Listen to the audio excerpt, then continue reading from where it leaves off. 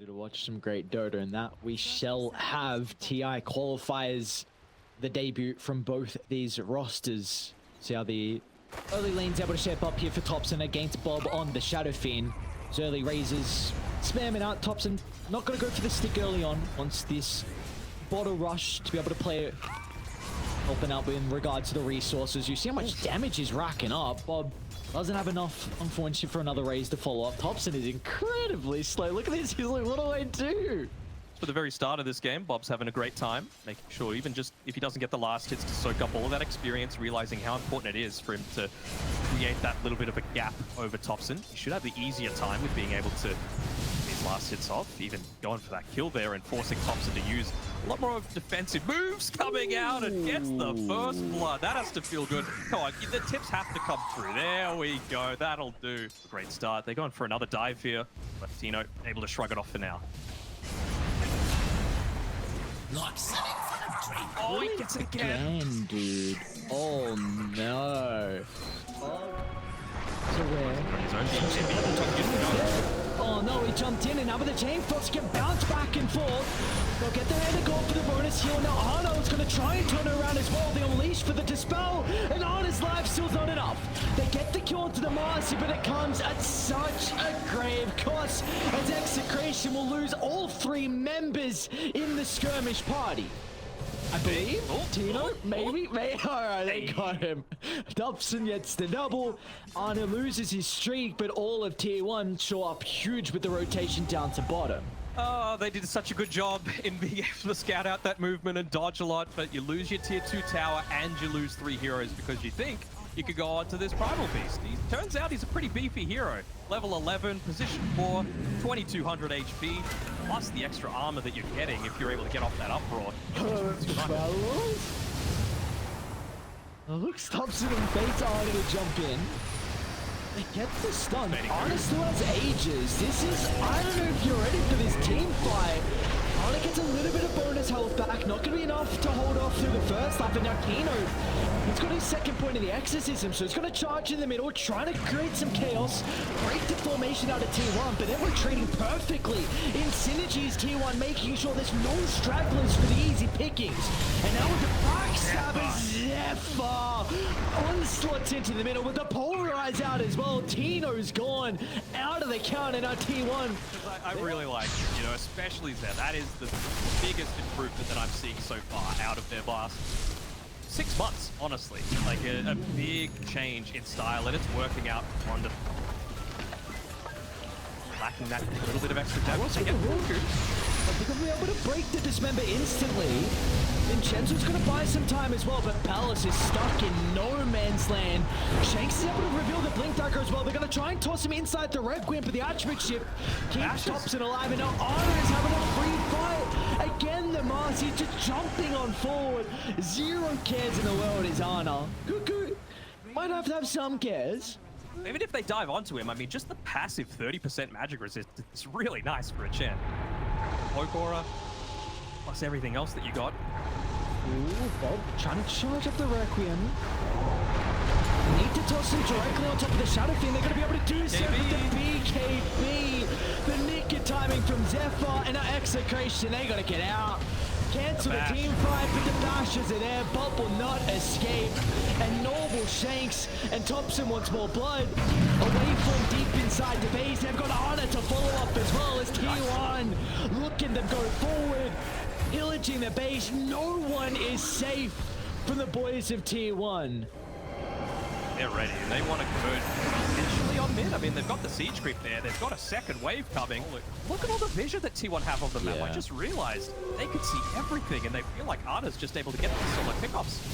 Oh, he's going to run into Palos. Shanks is nearby. Tino, he's not going to be able to cancel his TP.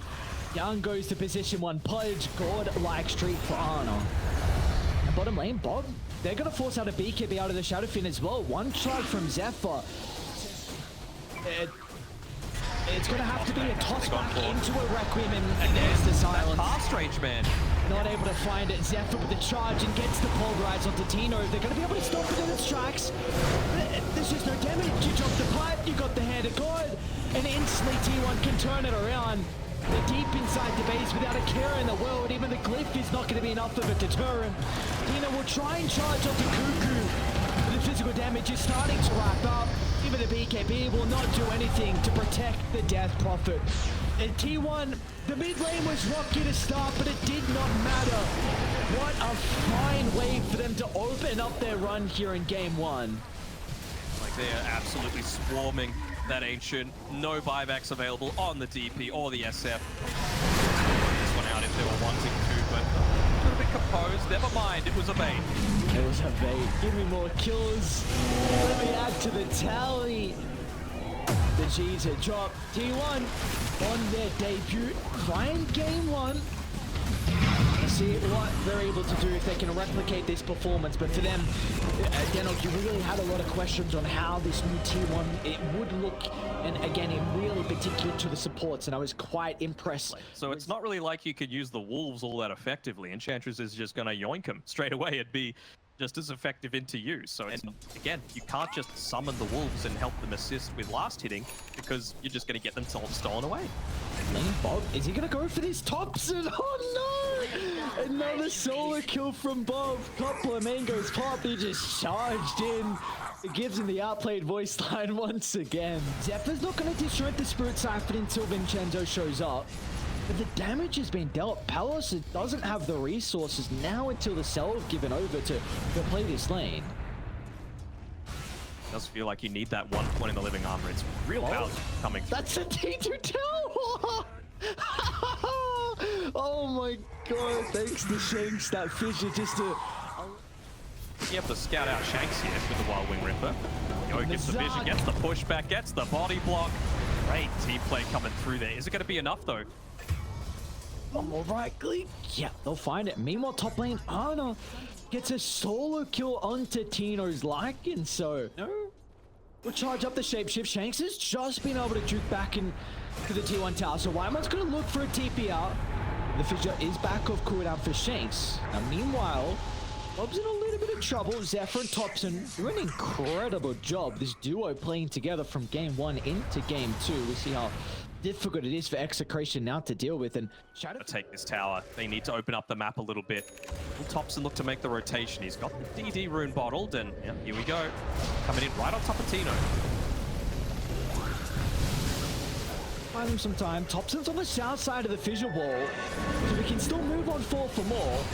Bob's even going to consider about rotating as well, but the triple raises will answer the initial trade from Execration and T1, but they've still got to be cautious though with Topson nearby.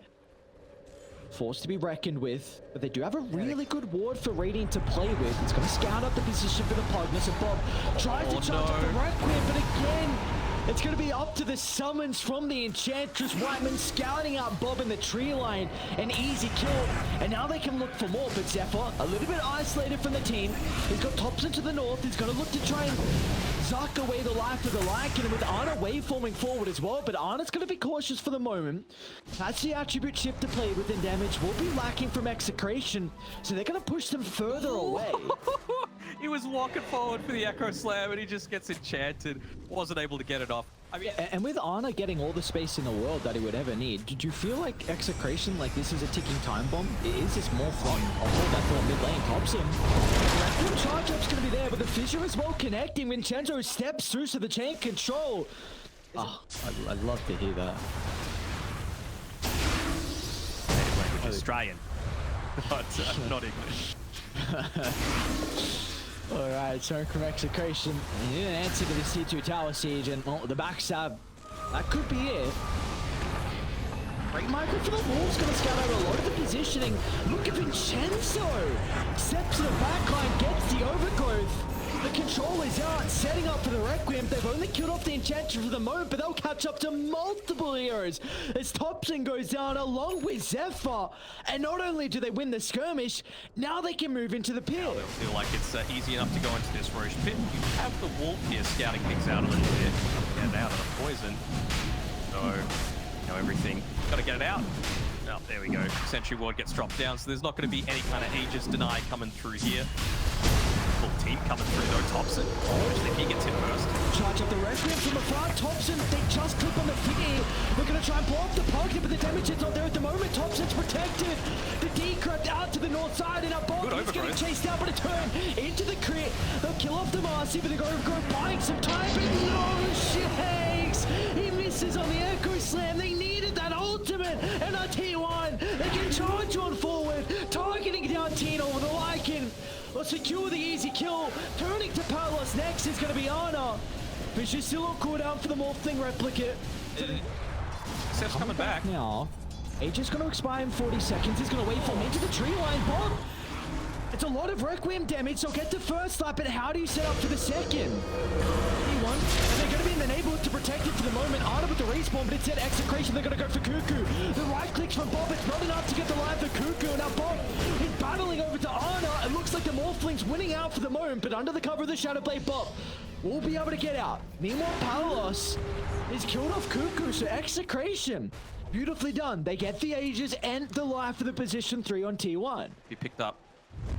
Such a tough call for Execration to make. If they continued taking Roche, they probably would have killed it off before T1 was able to get there. But now they've had this time to smoke up. They want to pick off Palace. He is the one that needs to be going down. Well worth popping BKBs for. As well, smokes on the pop on Cuckoo. Palace gets the Exo along with the BKB, but the damage.